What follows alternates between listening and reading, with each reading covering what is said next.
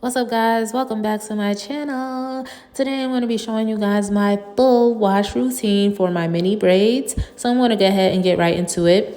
I like to thoroughly drench my hair, and then I go ahead and I massage my scalp just to loosen up any buildup or any debris that may be left on my scalp. Next, I go in with my shampoo. Today, I'm using my Miel Organics Mongogo Oil Exfoliating Shampoo. I absolutely love this shampoo.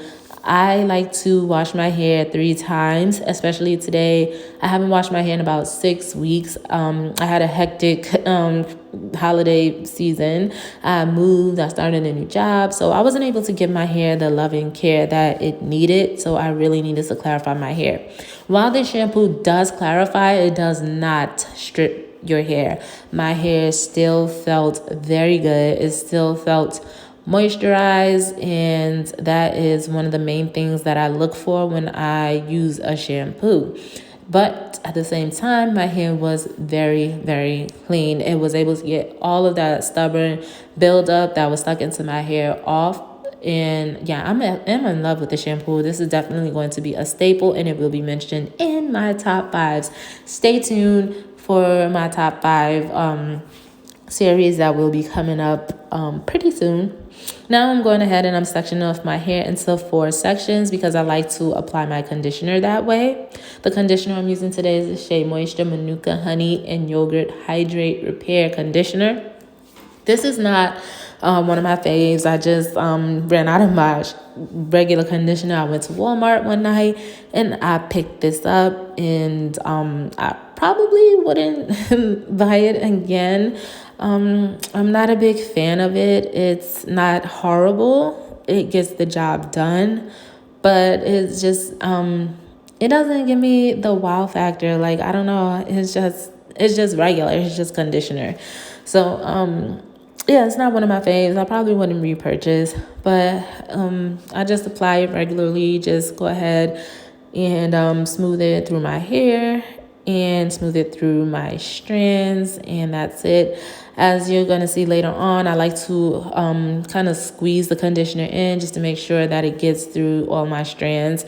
And I do go ahead and massage it onto my edges. Guys, you don't want to leave out your edges. Whatever you are doing to your hair, make sure that you do the same thing to your edges, because a lot of people tend to neglect their edges and then they start to get dry and brittle, and then eventually they start to break off. It's 2020, guys. We ain't walking around with bald edges no more, okay? Now I'm going to start my deep conditioning process. So I like to section my hair into 4 sections before I apply my deep conditioner. I'm using the Briogeo Don't Despair Repair Mask. This is a limited edition mask. It has the honey added to it. And this mask should definitely be a permanent in the Briogeo line. I love this mask. It is a staple. It is a holy grail, and I need to cop me a couple more before they discontinue it. I don't know why they would make it limited edition. It smells like, I don't know what it smells like. It just smells so good. I couldn't stop smelling it. This is how my hair looks with no product on it. And then I go ahead and I massage the product in, and you can see my curls are already starting to form and starting to clump and pop. That is the magic of this mask and the honey. I love it. So now that I've rinsed out the deep conditioner, I'm gonna go ahead and show you guys my moisturize and seal routine. So when I start my moisturize and seal process, I like to start with a leave-in conditioner. I'm going to be using the Camille Rose Curl Love Moisture Milk. This is one of my faves. This is one of my day ones, one of my staples, one of my OG products that I always go back to. I like to go around in sections and just apply it to each section. Oh, as you can see, I have a new background. I recently moved, actually, over the holidays. I was moving. So I just moved into a brand new apartment. I actually lost so much stuff in my move. Things that I packed and thought that I brought along with me, and then I got here and they're gone. I lost my African black soap for my face. And I'm so sad because my skin is starting to really act up. And I'm so scared to use any other soap on my face right now because, like I mentioned in my skincare routine video, my skin is very sensitive, and the least little thing I put on it, it will break out so bad. So after going with my Camille Rose Moisture Milk or whatever leave-in I'm using at the time, I like to seal that in with an oil. And the oil that I'm using today is my Design Essentials Vitamin Drops.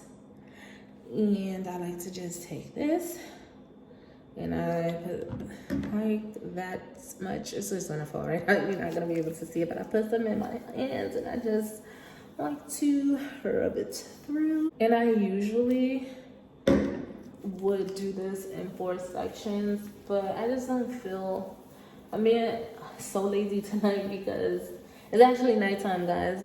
I'm feeling to get to my bed and watch You.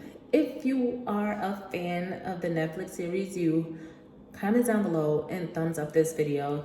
I am hooked. That is my show. And season 2 just dropped. If you did not, I'm a huge fan of You.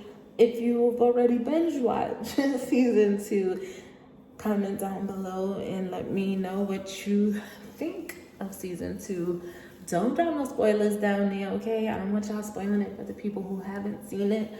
But I highly recommend it. If you haven't seen it yet, I do highly recommend that you go and check it out. It's a very good show, and it is something that will have you hooked. After I apply my oil, I like to go in and seal that oil and the leave-in, all that moisture.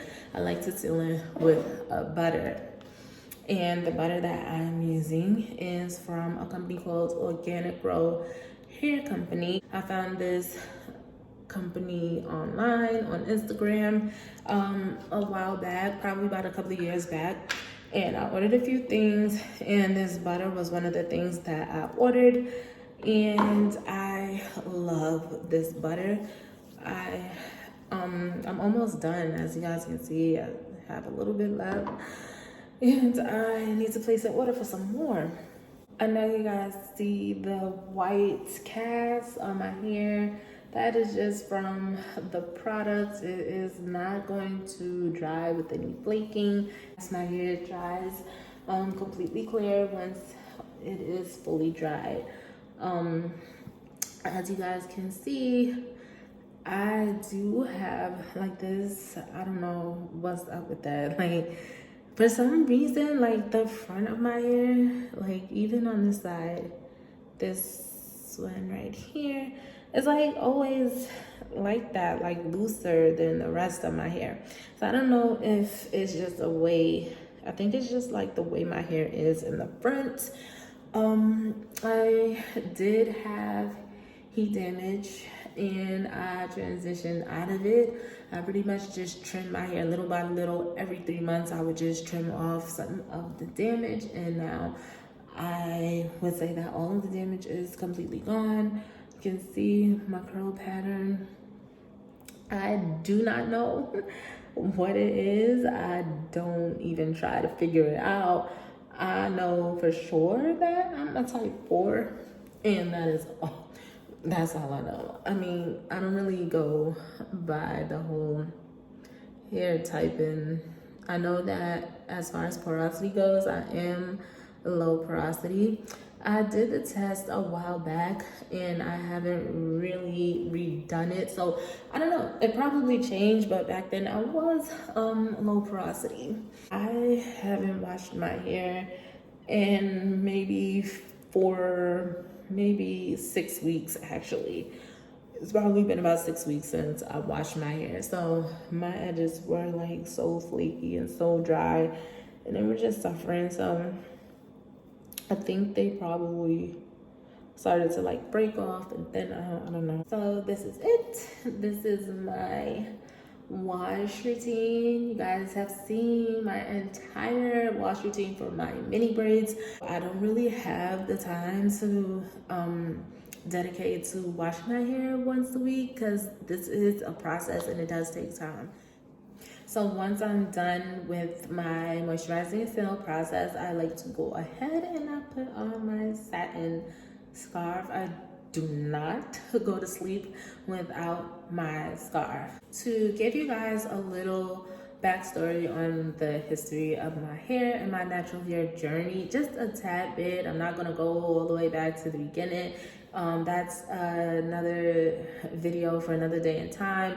If you guys would like to know more about my natural hair journey, like when I started to go natural and why I decided to go natural, you guys can leave a comment down below or just simply thumbs up this video and I will make a whole separate video going into detail about those things. But just to give a little brief summary of what happened recently that put me at a step back, because I have been natural since 2010 and I had a setback recently, a couple of years ago. I was straightening my hair without using heat protectant, and I straightened my hair with no heat protectant with a flat iron at 450 degrees, and I did that. I think I did it like maybe 3 times, and those 3 times I did them all within 3 months of each other. So I straightened in January, then I straightened again. No, actually I straightened in December. I straightened again in April, and then I straightened again in May. All 3 of those times I did not use any type of heat protectant. My hair started to break off like almost immediately, and I noticed that it was extremely thin. It was thinning so much. So every time that I would comb through my hair, brush through my hair while it was straight, I saw so much hair shedding and breaking off in the comb or in the brush. And once I went and I washed my hair in May after the last time that I straightened it, I noticed that my hair was very stringy. My curls were pretty much gone, and I knew that I had really bad heat damage. I was devastated, but I knew that I didn't have to go ahead and cut all of my hair off. I just transitioned out of it. I just cut off a little hair every 3 months. I put my hair in braids and mini twists, and that is how I wore my hair from May of 2017 until now. And every 3 months I would take it out and cut off some of the damage, put my hair back in my braids or my twists, and that's just the routine that I kept going, and I'm still continuing that routine. The only difference is I do not trim or cut my hair every 3 months anymore.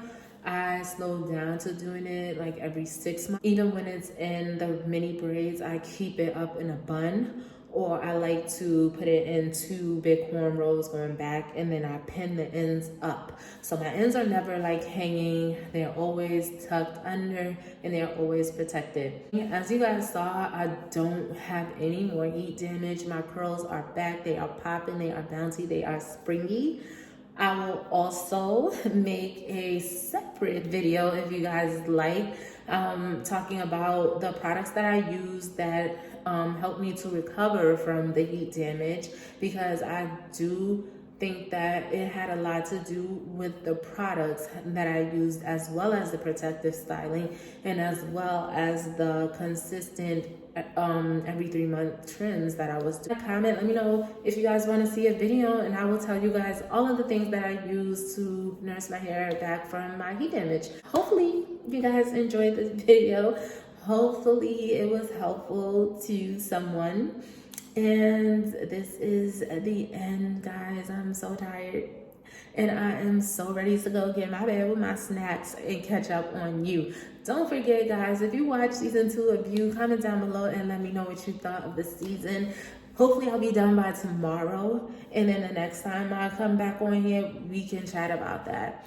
Thanks, guys. Thanks for coming and stopping by and tuning in. Don't forget to like, comment, and please go ahead and subscribe. Let's be friends. Come on.